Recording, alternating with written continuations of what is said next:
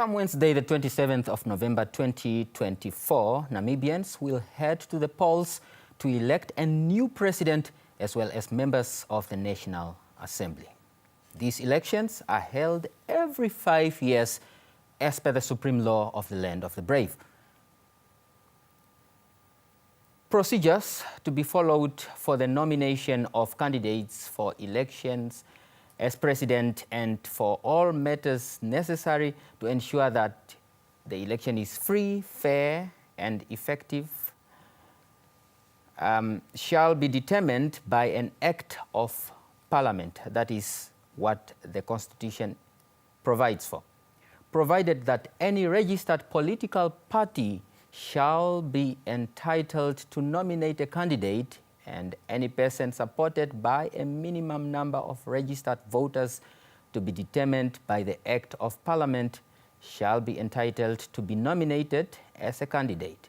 About the election of members of the National Assembly, the Constitution stipulates that it shall be based on party lists and in accordance with the principles of proportional representation.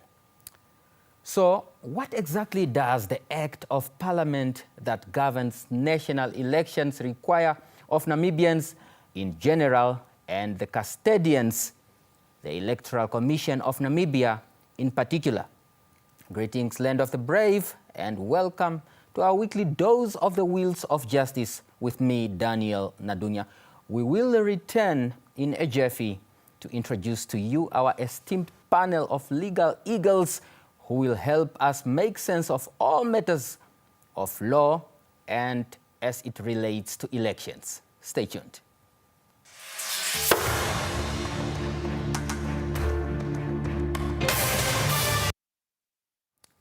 Welcome back, Namibia. You are watching the Wheels of Justice, and joining us to debunk law-related election myths are Mr. Henry Shimtukeni, a legal practitioner, as well as Mr. Alpheus Haufiku, Senior Legal Officer at the Electoral Commission of Namibia. Leonard Friends, good evening, and thank you for making time for the Wheels of Justice. Good evening, Daniel. Evening, Daniel. Mr. Shimtukeni, it's good to have you again on the panel. Last time we were at Studio 3. We are now in Studio 2. Yes, no. As usual, it's always a pleasure to be here. Great. Mr. Haufiku, you make your first appearance on the Wheels of Justice. Any maiden statement that you would like to present? Thank you, Daniel. Let me greet the Namibian nation at large. Thank you for giving us an opportunity as the Electoral Commission of Namibia to speak to the general public. As we are aware that this year, and you have said it rightly from your statement, that this year we are going to have the election for Presidential and National Assembly.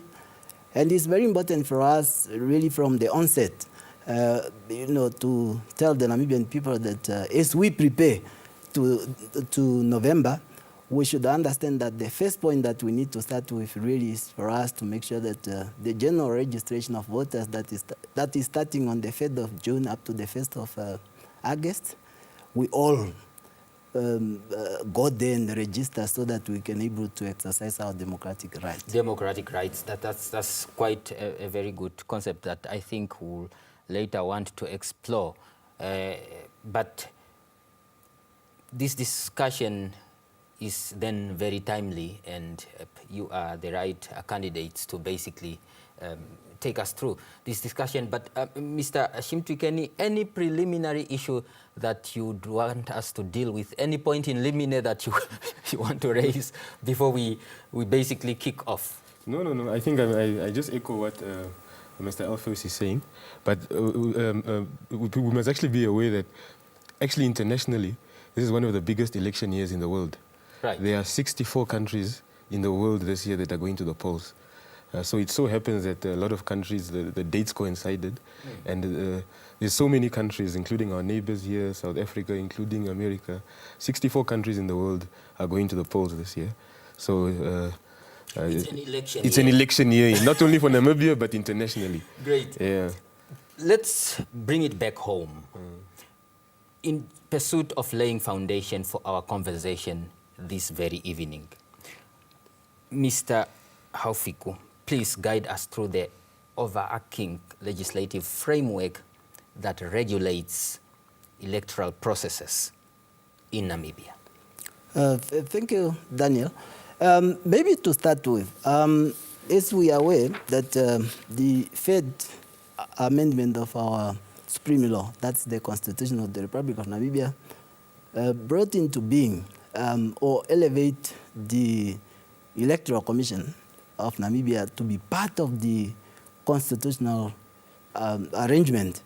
Article 94B of the supreme law of our land, that's the Constitution,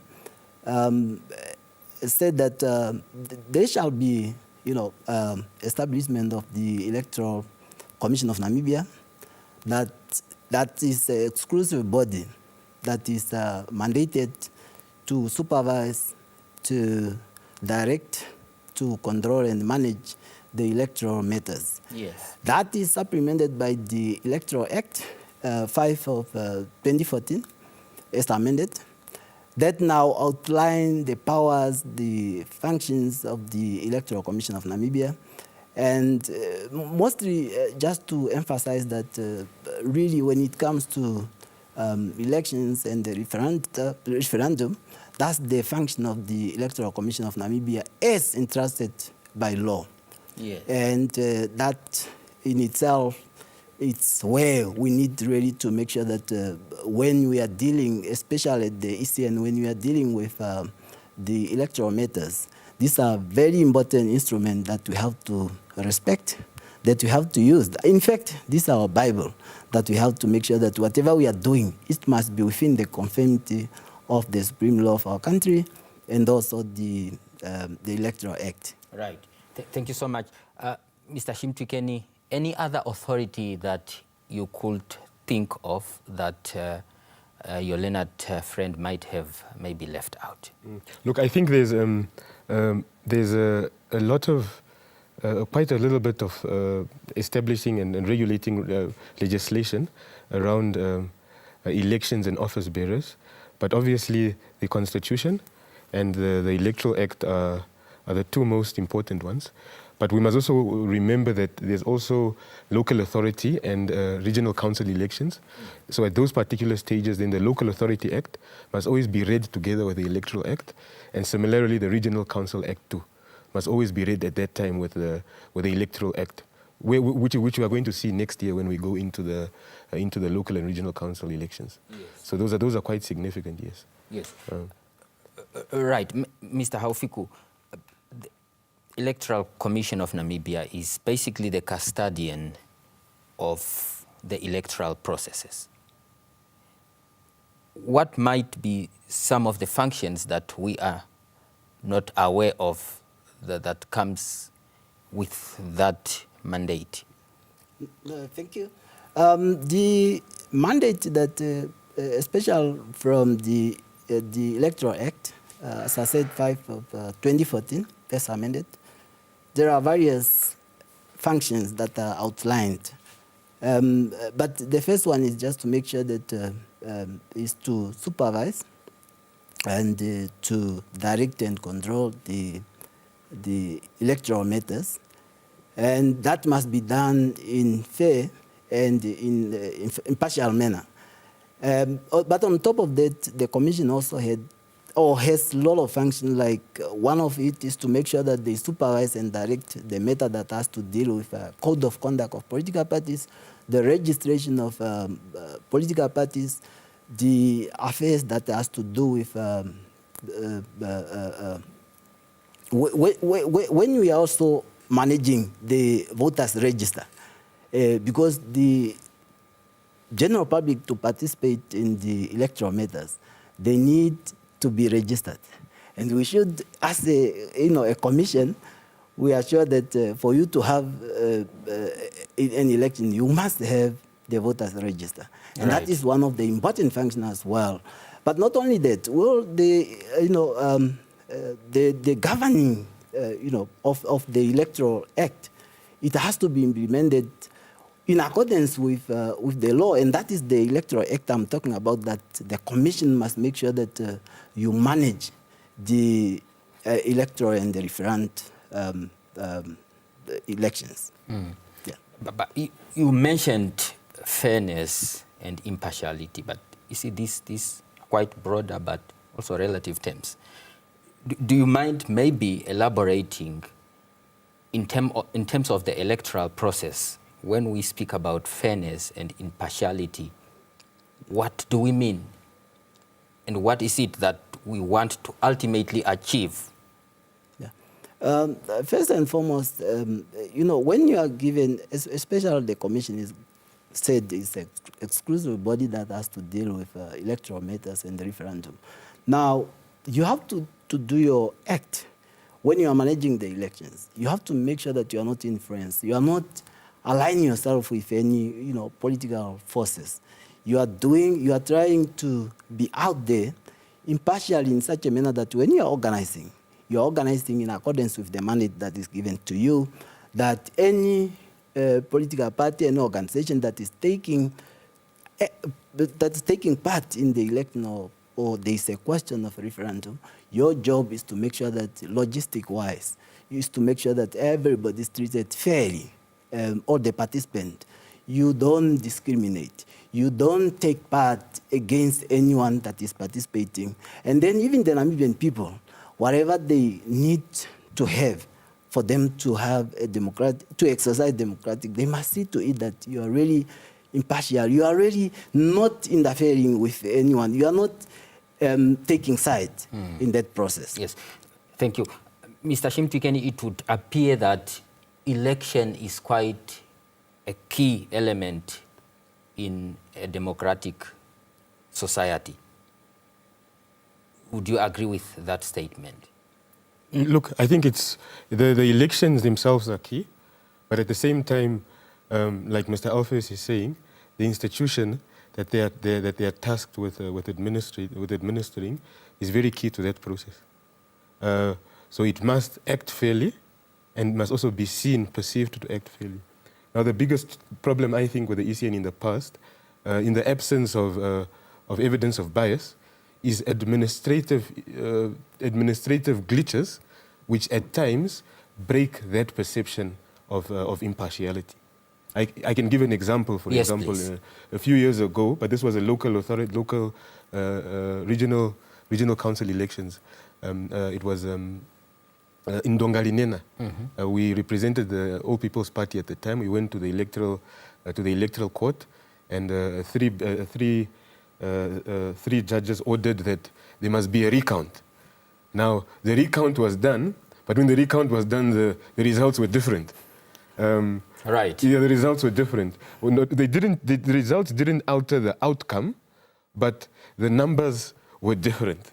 Now, one can't then say that there was bias in the absence of proof, but those administrative glitches at times can break the perception, they can create the perception that there might not be impartiality. It's a matter of trust. It kind of erodes trust. Yes, exactly. So like Mr. Alpheus is saying, correctly so, that one of the most important things is that impartiality. Yes. But from our experience, from my experience particularly as a practitioner, is that administrative glitches sometimes slightly chip into that impartiality. I think Mr. Ofiku will today tell us the preparedness of the ECN to ensure that this administrative shortcomings may be addressed on, and how they plan to address them. But while at it, let's just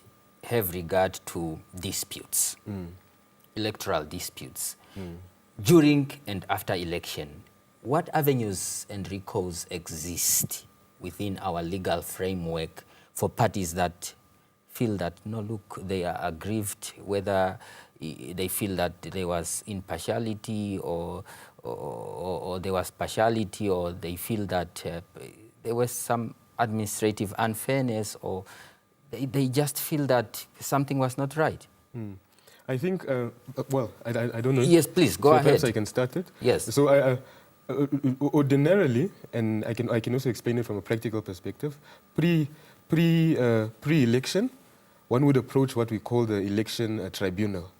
The election tribunals are established in most districts. And the reason for that, in most magisterial districts, and the reason for that is they're not only envisioned to deal with the actual candidate themselves, but also voters themselves. Because a voter might have a particular issue with their registration, perhaps they are failing to register for a particular matter. They should be able to quickly run to the election tribunal to resolve that. But similarly with candidates too, practically, I think the case that we all know is the one of Dr. Itula.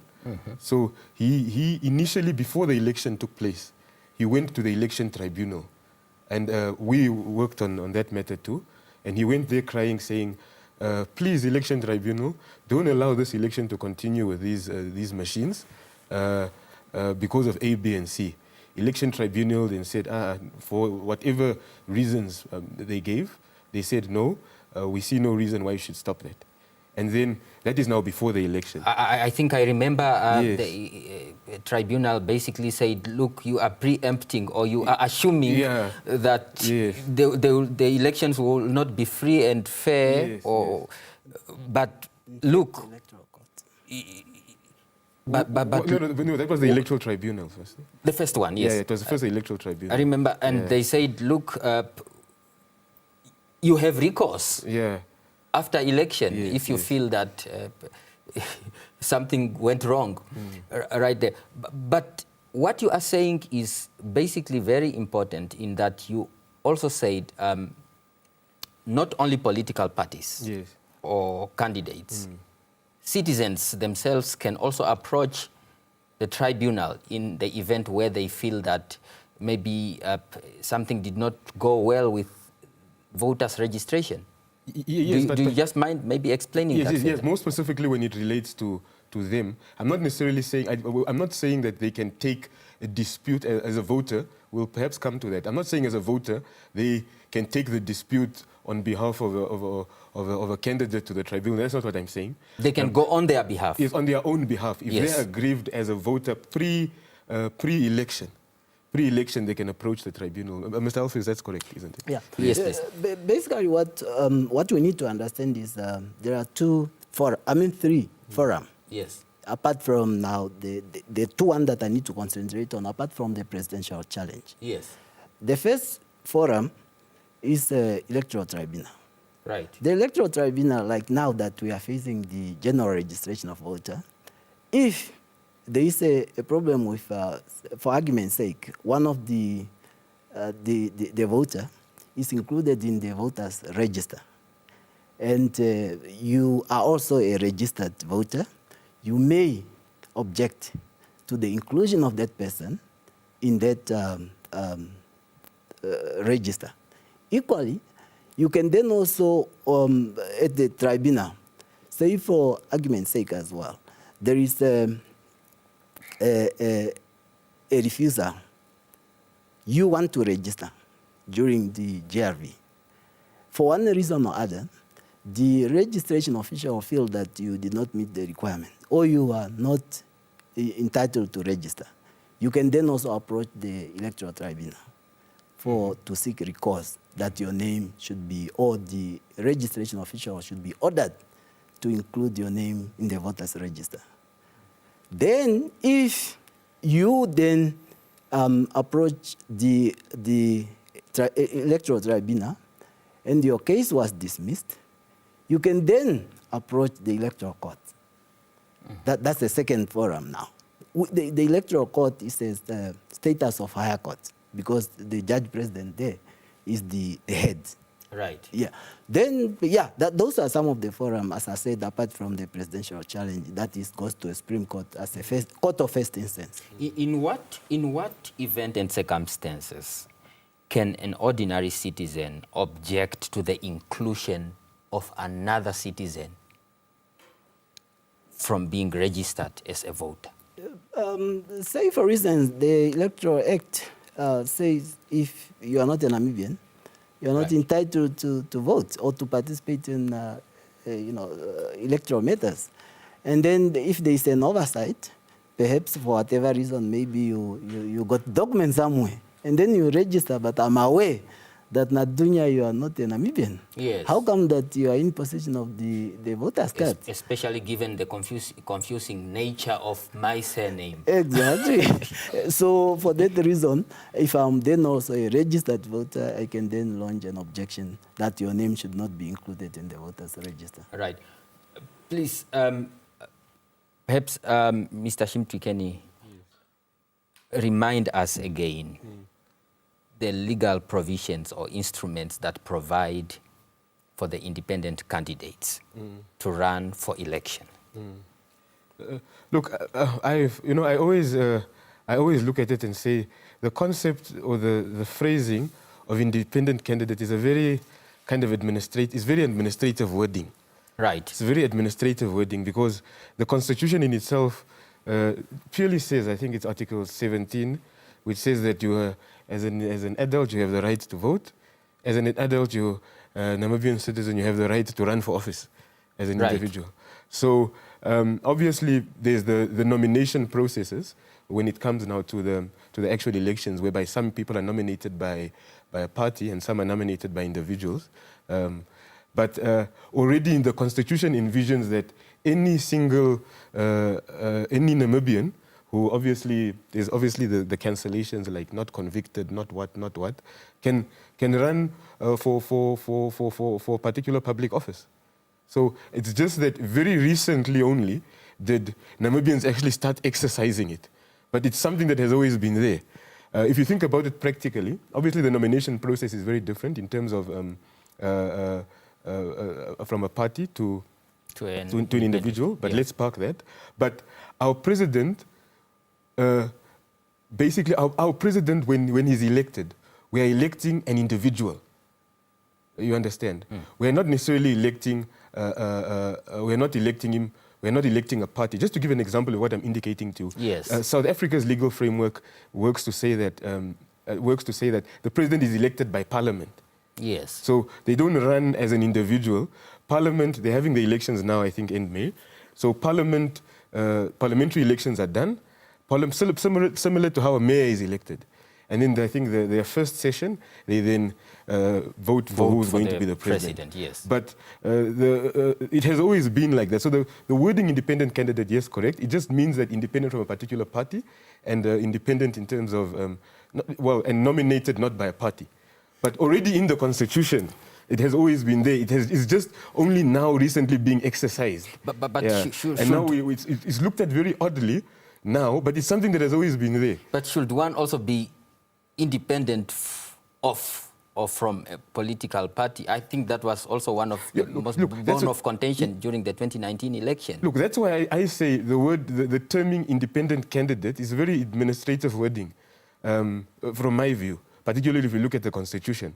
Because the Constitution just says that an individual is Article 17 now, the foundation, can vote and run for public office. 28 then deals with the president and says that individual too can stand for presidency. And then obviously there's the requirements of from an independent candidate. Get signatures here, get signatures here. Independent candidate. Yes. Mr. Shimtwikeni, what would you rather call that specific candidate? Presidential candidate.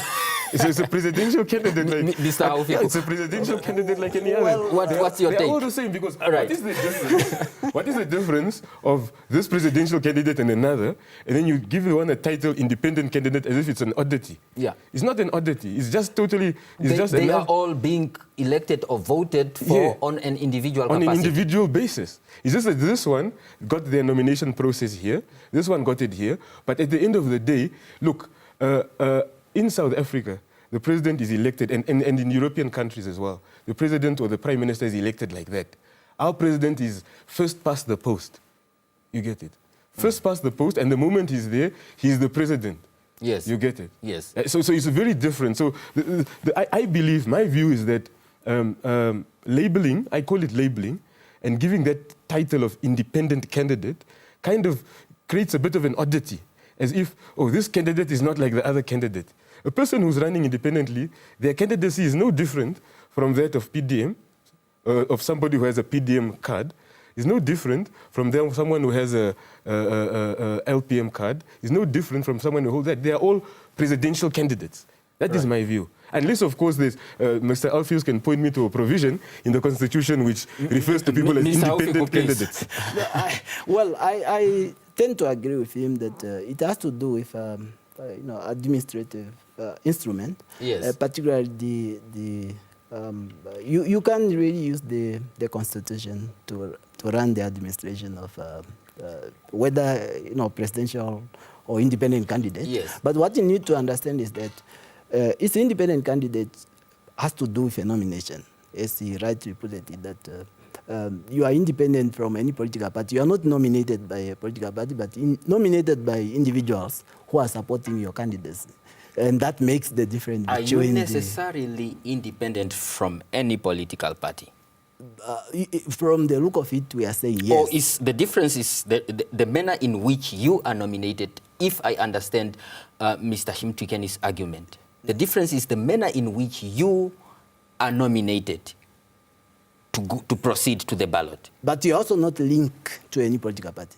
You want to be independent. Let me tell you why I still differ a little bit. Yes. Let me give you a practical example. Right. If you have a particular party and their constitution is not a very punitive constitution, and I'm a member of that political party, that party goes for their congresses and they determine that this person is the candidate. Their candidate that they are going to nominate. I, the same person carrying a membership of that party, retain my membership of that party, go around, get the signature. I'm not saying I resign from that party. Yes. Go around, because your party allows for that. Yes. Get my signatures, and then I stand as a candidate. But I'm still a member of that party. Now, I'm not independent from any political party. I'm just a presidential candidate. You understand what I'm saying? Yes. So I understand. It's just the party will deal with you in any way. Well, no, we can't assume that. But what if the party, like what Mr. Shimtwikeni said, what if the party's constitution does not prevent anyone from standing as an independent candidate? They don't punish that. But they allow chaos in any political party to say we are nominating Shimtwikeni to stand as our as our presidential candidate, and there is another Nadunya who is just from the party and say, well, I'm also going to collect, names, and then I'm going to stand. And mind you, because the political party is already registered, yes, it's different from independent candidate. Because independent candidate, you need to go around to 14 regions of this country, collect 500 names per region, as opposed to a political party that your offer as representative of that political party brings your name, that you are going to be nominated by the party as the presidential candidate. I think this conversation is becoming quite heated. You are watching The Wheels of Justice here on NBC. Our agenda tonight, elections and the law. Upon our return, we will continue our conversation as well as grant you the opportunity to respectfully hit the experts up with your very own burning questions on the matter at hand. So stay right there.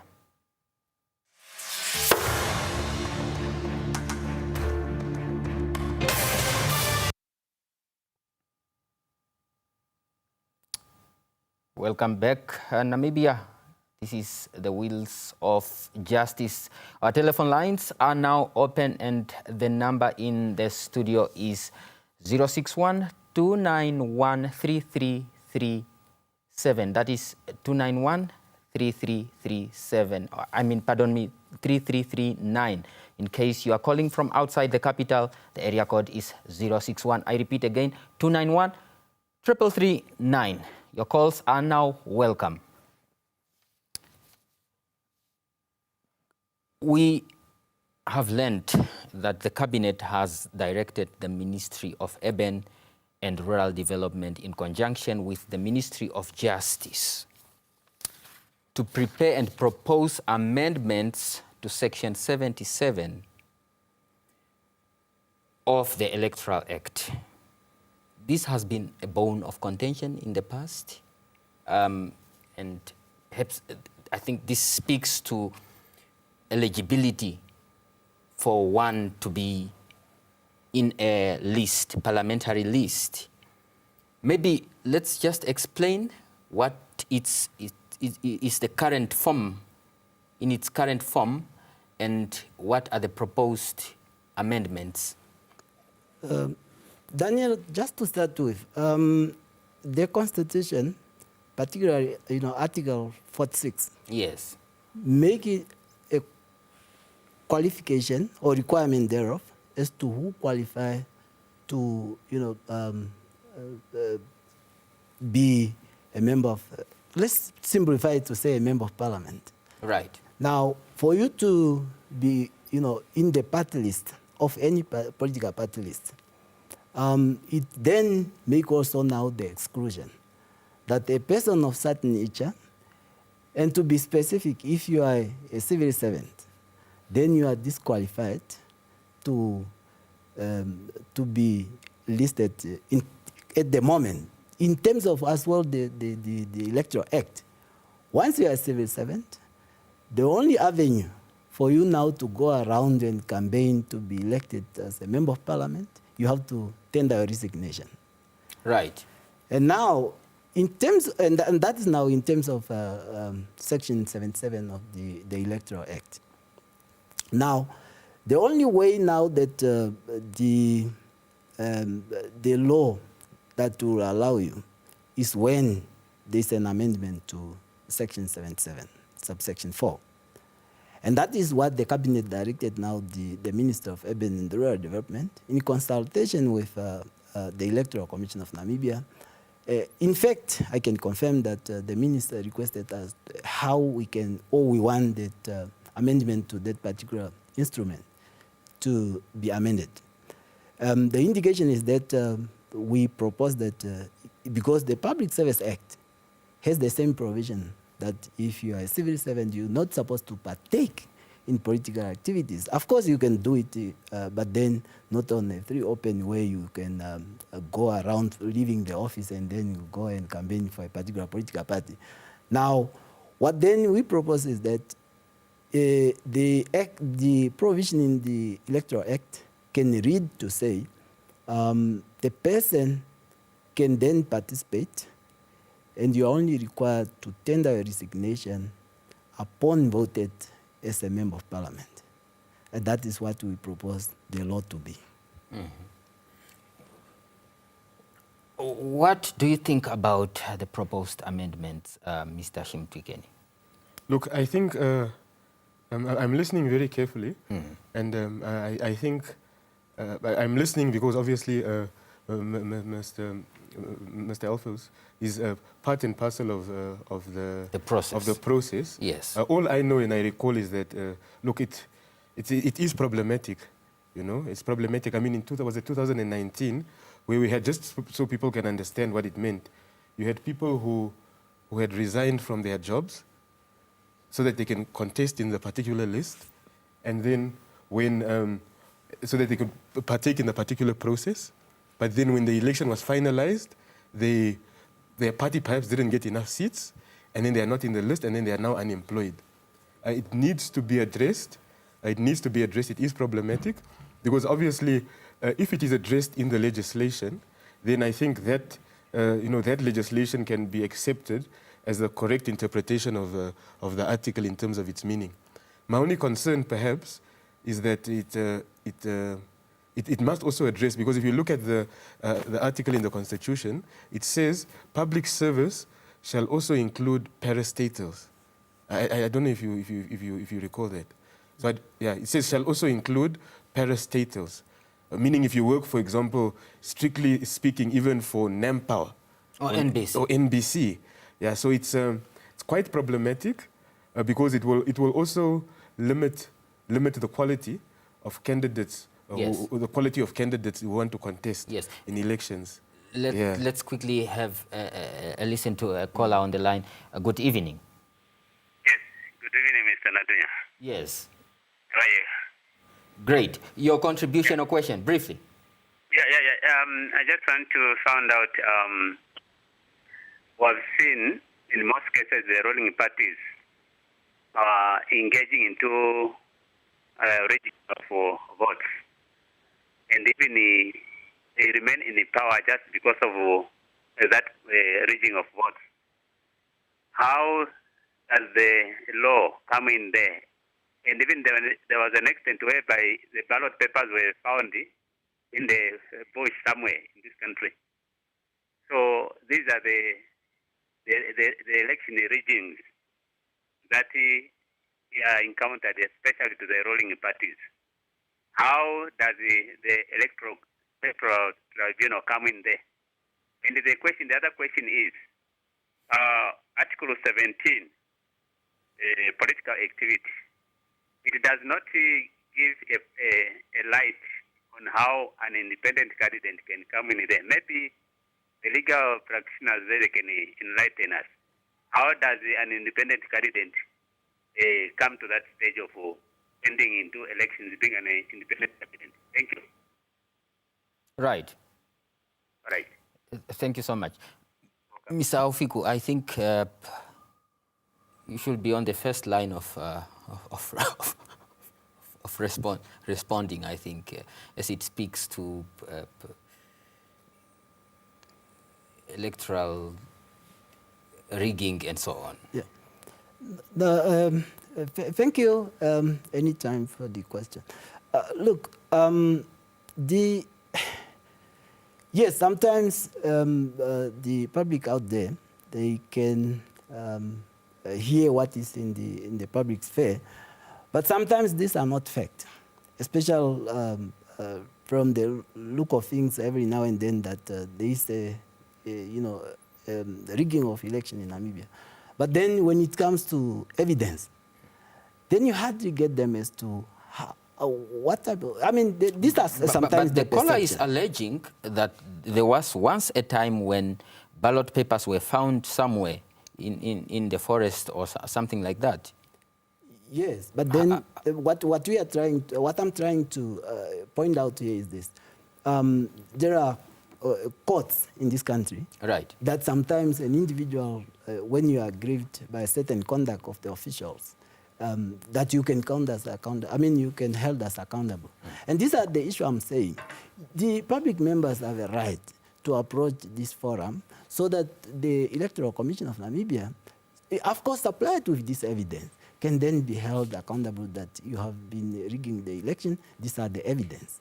There's been a lot of courts, and honestly speaking, there's little proof as to, or there's none, as to whether or not there's been rigging of election in this country. But of course, the public are entitled to their opinion.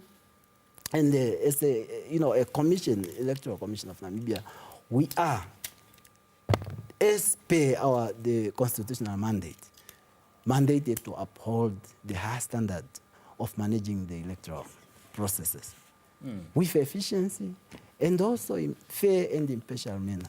Credible election. That's what we are striving for. Yes. The caller also asks about Article 17, which basically provides for citizens to participate in any democratic processes that has an influence or something like that. But he seems not to find where the independent candidate is kind of included in that article. Perhaps if I get the caller's question. Maybe just to start with, before my counsel comes in, you cannot really get, but he said it rightly, that you cannot get what the independent candidate within that provision of, Article 17. Yes. But it's within the context to say every Namibian who is about the, say for instance, if you want to, to participate as a presidential candidate. You may want to hold your thought there. Let's hear from Shuveni. Good evening. Good evening, Mr. Nadunya. Yes. Evening also to the panel there and the country at large. My question is, if there is no restriction made by political parties by law for an individual member of a political party to stand as an independent candidate, as this individual party member goes around the country in order to garner some signatures from the electorate. Under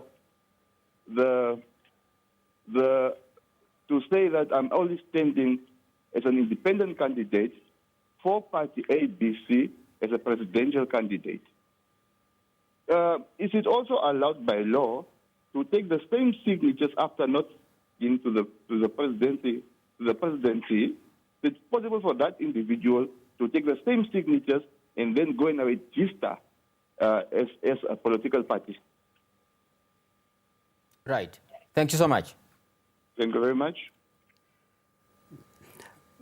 Well, I did not really follow The question is simply, Mr. Shimtikeni is running as an independent presidential candidate, in which he got signatures that is in fulfillment of the requirements for his nomination. I see.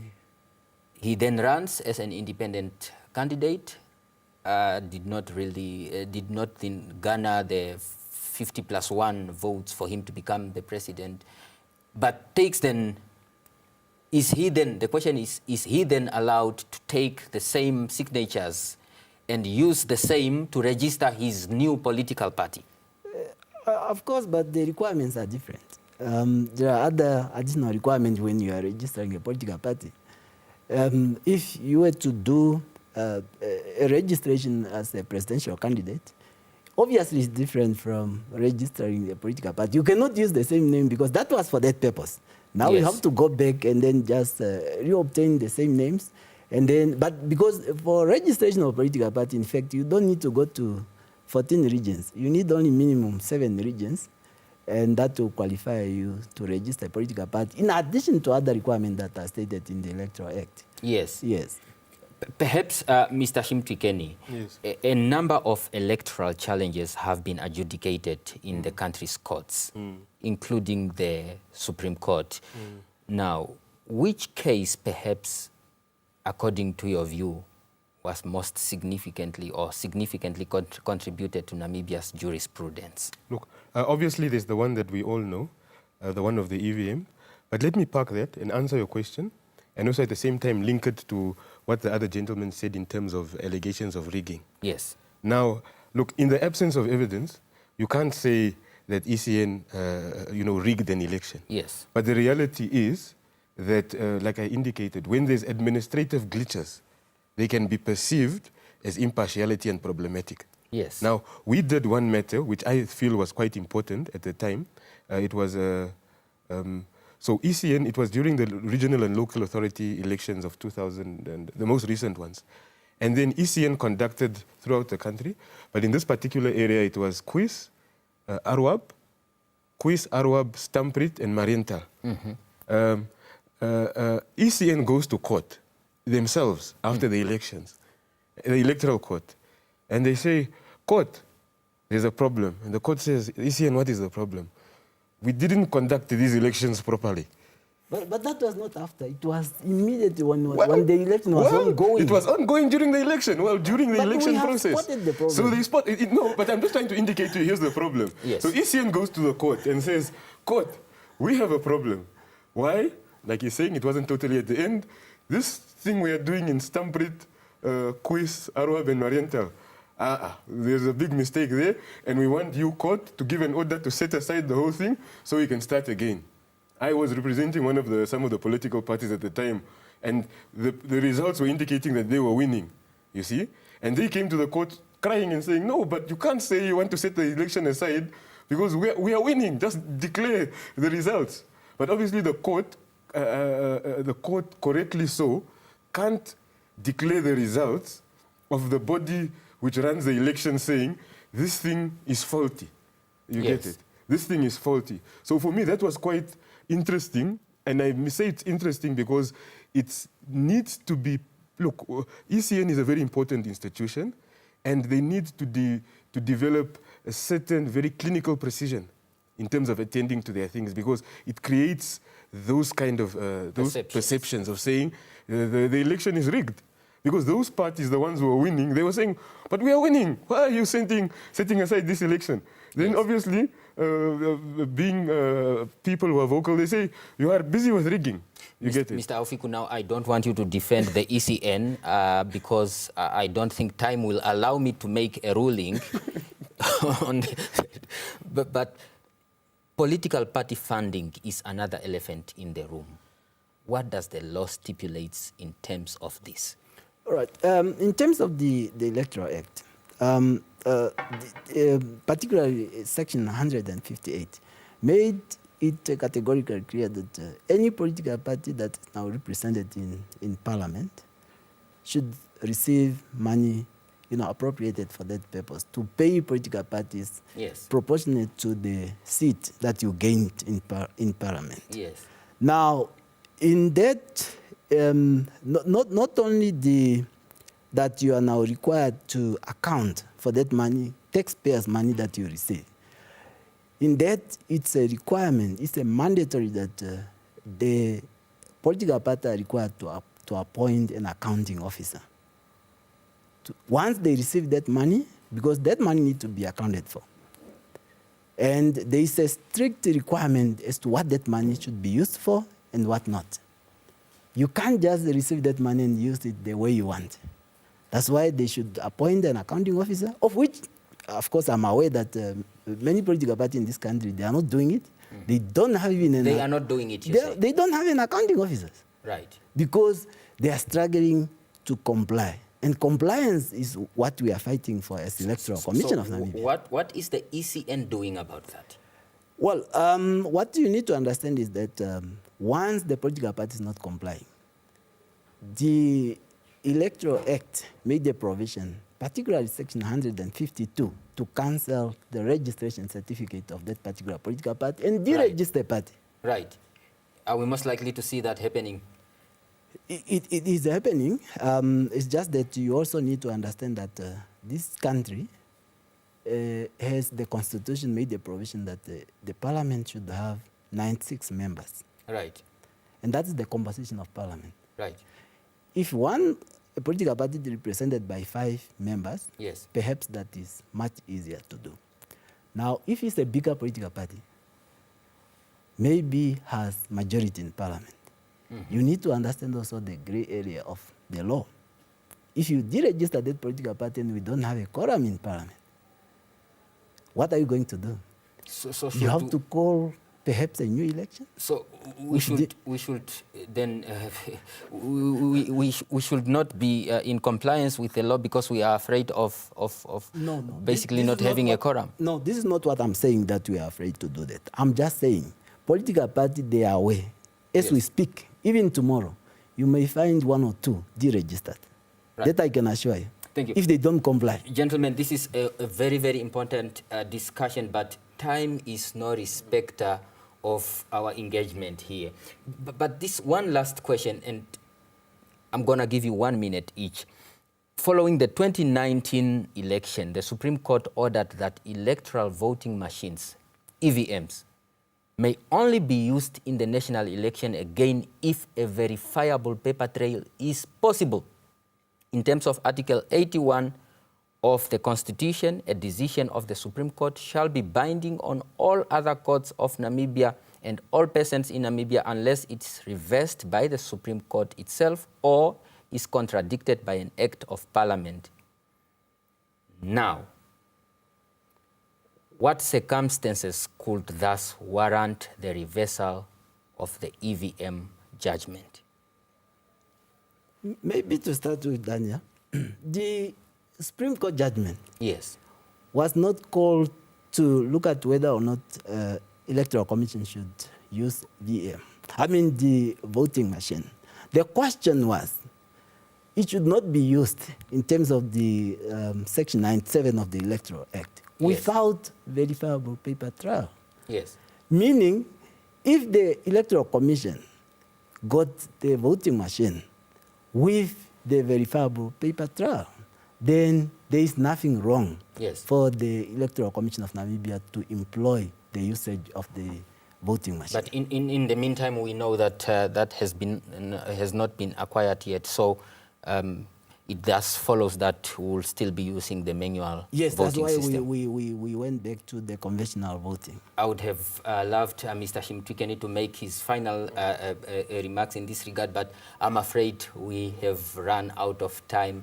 This is the only time we had. But gentlemen, let me thank you again for making time for the Wheels of Justice and for the manner in which you executed your mandate here.